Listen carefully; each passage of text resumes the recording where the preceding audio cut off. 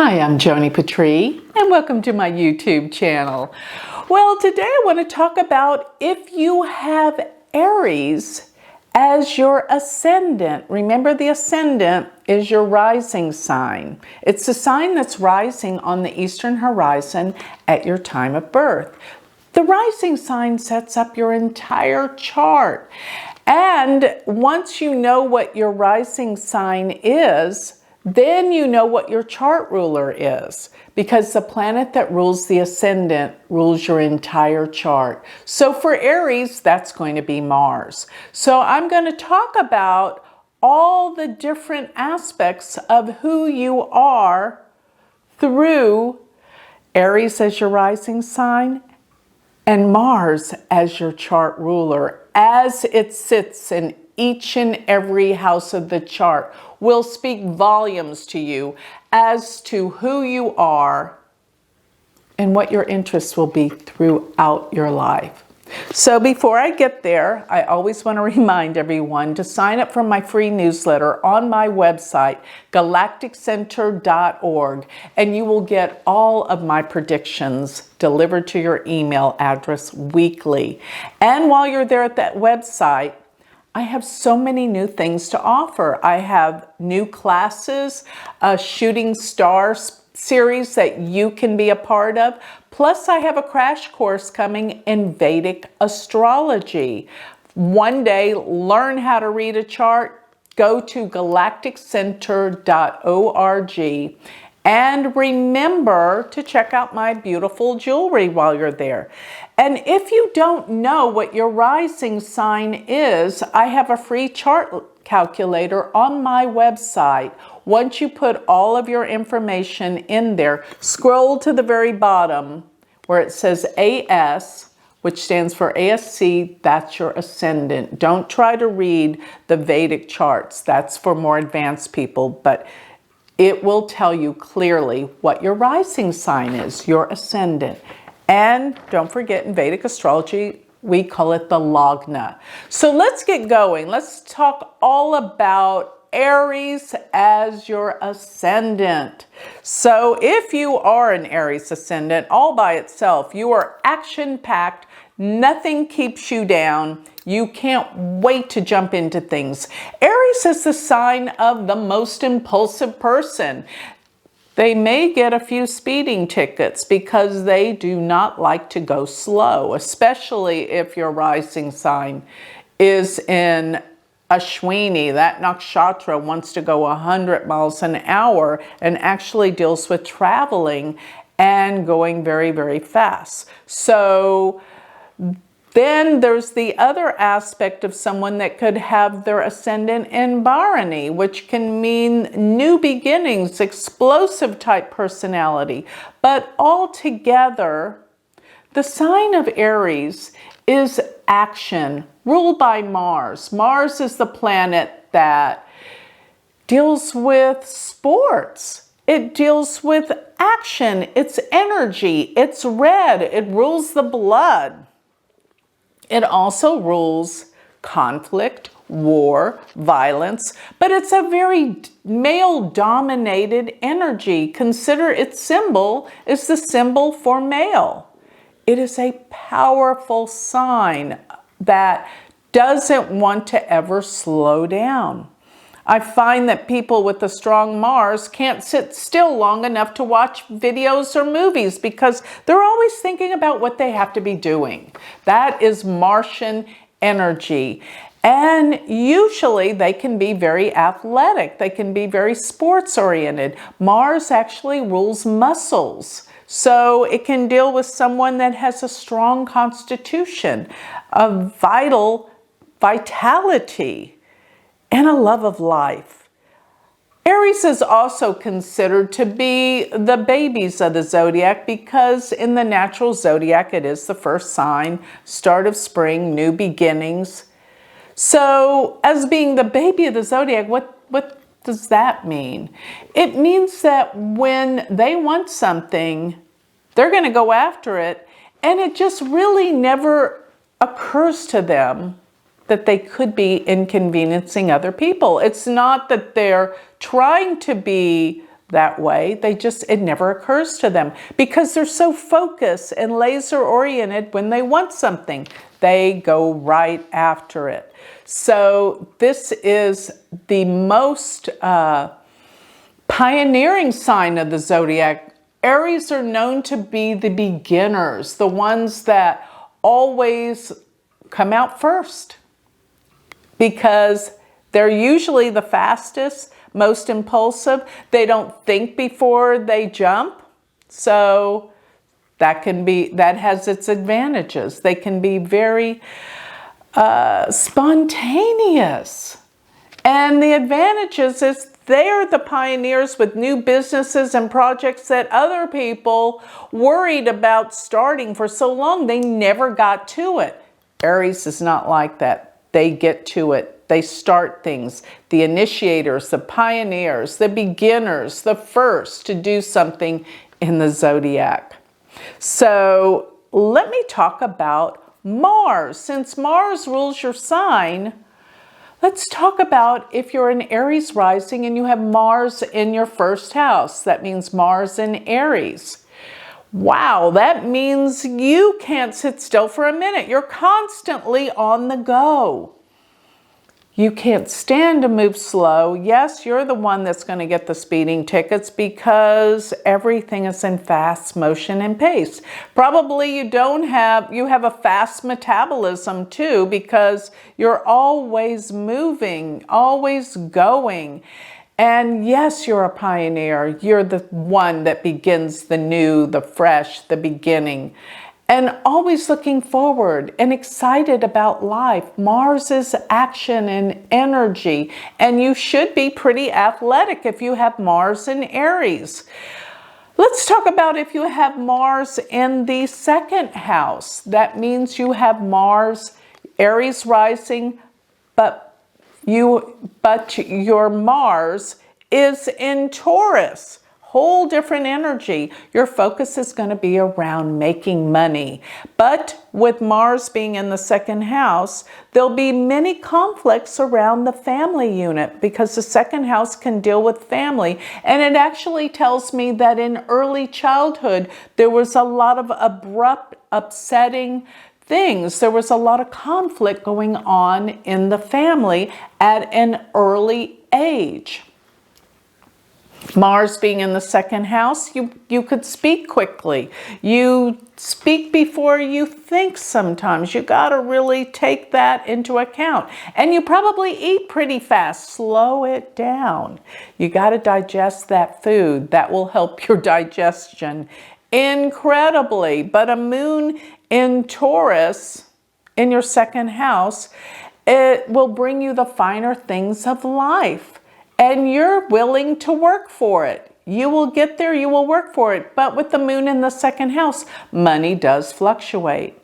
So what if you have the moon in Gemini in an Aries rising? Then that means that the ruler of your chart, I meant to say Mars, ruler of your chart, being in Gemini, Mars in Gemini, in your third house. So remember, I'm always talking about the ruler of the chart going to the third house. So if Mars is the ruler of your chart and it's in the third house, it means Mars is in Gemini. And that means you love to learn. Love to learn. It's always about learning. School and education, you absorbed it all so fast. Learning is a pleasure and a love of your life. Mars in Aries. You're funny. You got a great sense of humor. You communicate that way to people, being really sharp, intellectual, and funny. And Mars being in the third house, you probably have issues with a sibling, particularly either maybe you're the youngest, but if you're not, the youngest one is the one you have the issues with Mars being in the third house. But you have a love of travel and you will travel all over the world. This is your chart ruler, not only being in the house of travel, but being in the sign of travel. Gemini, sign of learning, education, teaching, writing. You love to express yourself through the written word. So let's say you have Aries Ascendant, but your Mars, ruler of the chart, goes to the 4th house. This means your Mars is in Cancer. And this means Mars is debilitated in Cancer. It's a weak sign for it. Being in the 4th house, there's going to be issues with the mother. The 4th house is the mother. And Mars being there, there's like a butting of heads. There's conflict with the mother, and there's problems with the home life. And emotionally, you have to overcome this. And usually, with a debilitated planet, it becomes your strength in later life because that's your focus.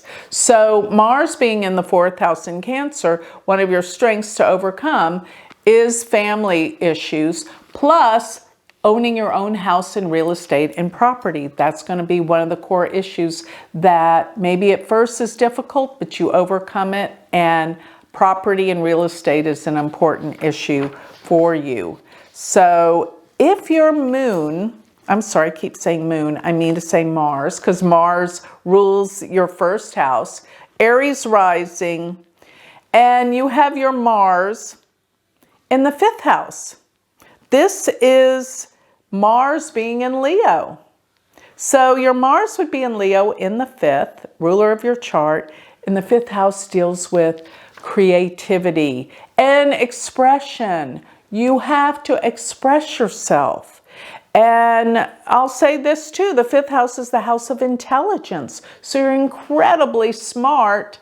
And many times when I see Mars in the 5th house, people want to understand the mechanics of how things work, always. So they're usually become engineers. And if they're not an engineer, usually they're pretty darn good with numbers. So they figure things out. They're highly smart and they know how things work.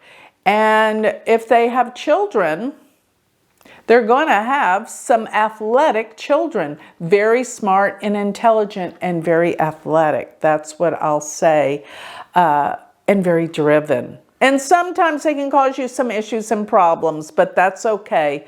Really look at their power and their gifts, and you'll be able to guide them better. So if your Mars sits in the 6th house with an Aries rising, Mars is your chart ruler in the 6th. It means Mars is in Virgo. You could be very involved in health, healing, or some kind of service industry, whether it be restaurants and food. Mars sometimes deals with cooking, but it could also interfere with your digestive area of your life. So watch what you eat with Mars being in Virgo in the 6th. Another thing about this is you're incredibly detailed oriented. You really know how to analyze things, and you leave no stone uncovered, especially in the workplace. But another thing is you could have issues with coworkers and or employees. Watch that. Watch that you don't have the butting of heads of ideas. So if you're Aries rising and Mars, your chart ruler, sits in the 7th house, this means your Mars is in Libra. And Mars being in the 7th house is actually what we call Kuja dosha, problems in relationships. So be aware of this Kuja dosha energy. You've got to work things out. So, and you can work things out. Because Mars being in the sign of Libra means you will try to be the peacemaker, and you will try to come to compromise. You've got to come to compromise with your partner. And partners, and even in business relationships as well, don't be combative. Try to work things out. But this is where you're going to attract a partner that can be a little bit combative or passive aggressive. Mars being in Libra, it's not going to be confrontational with the issues that need to be addressed. Okay, if you have Aries rising and your Mars, ruler of your chart, sits in your 8th house, then you got to know Mars is in Scorpio in your 8th. This is deep, dark stuff. You could be into research, analysis. You could be a detective. But at the same time, Mars can deal with some difficult energy and abuses, sometimes being in the 8th house, and does deal with a certain degree of disgrace and humiliation that you're here to uncover and heal.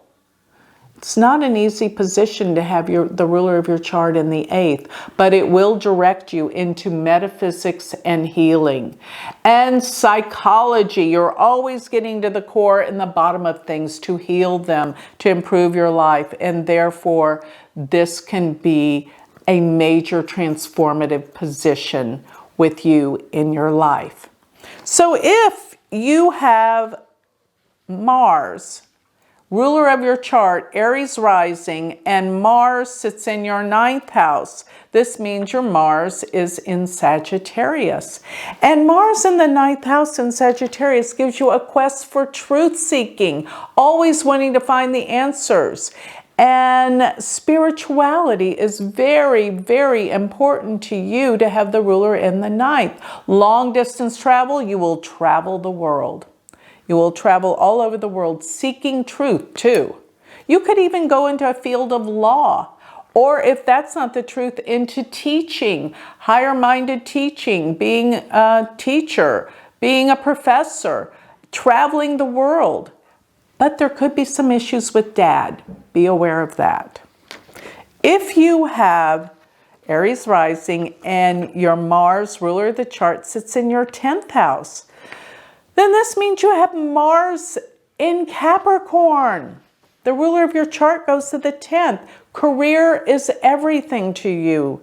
That is the most important way that you define yourself. And with Mars being exalted in Capricorn, this gives extreme success. You can be very success-oriented. This is extraordinary and powerful and gives success with career and job. And you're brilliant with Mars being elevated in the highest position. And you will probably have your own business or be the CEO of a business. Be aware you'll be in charge in career and business. And your purpose is your business. So if you have Aries rising and your Mars ruler of the chart sits in the 11th house, this means you have Mars in Aquarius. Friendships, groups, and organizations, and managing people is what you do best. You are a manager of others.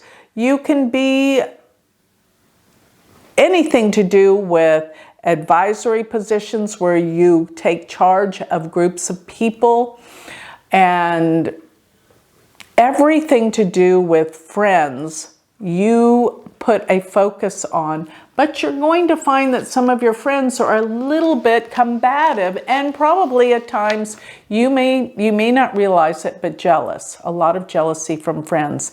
And if you have an older sibling, they can be very difficult and you will not see eye to eye with them. And the 11th house can deal with gains.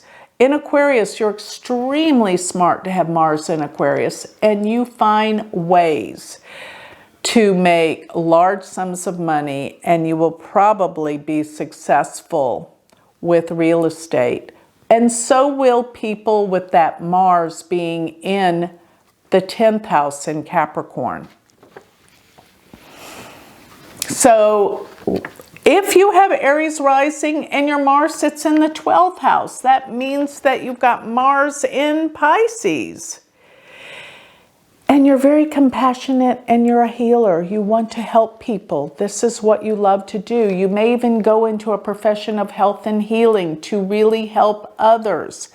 And remember, Mars in the 12th house, you may have some secret enemies, people that come at you when you least expect it. You think they're your friends, they end up being anything but friends. Be aware of that, and be aware of finding a place of protection, because sometimes this can deal with thieves or people that come when you least expect it to take from you. But also with Mars in Pisces, in the 12th house, you have very vivid dreams, but sometimes they disturb your sleep. You can't sleep peacefully. And if this is the case, there's something from your past that you need to look into that's causing the disruption in your sleep patterns later in life. That's Mars, ruler of the chart. But the ruler of the chart in the 12th house, you need your time alone. You thrive on it, and it's what recharges your batteries. So take that time out to be alone and process everything. So that covers all the signs that the ruler of the chart, if you have an Aries ascendant, can be in, and when it's in certain houses. This is just the beginning of understanding astrology. When you look at the planets that rule all the different houses in terms of what house they reside in, it gives you mountains of information that can help guide your life. So with that, I'll close. Remember always, if you want to study Vedic astrology with me, I have a stellar, amazing university. And go to and discover more about it, University of Vedic Astrology.com. I hope you will join the incredible group of astrologers that I have in my university. Thank you.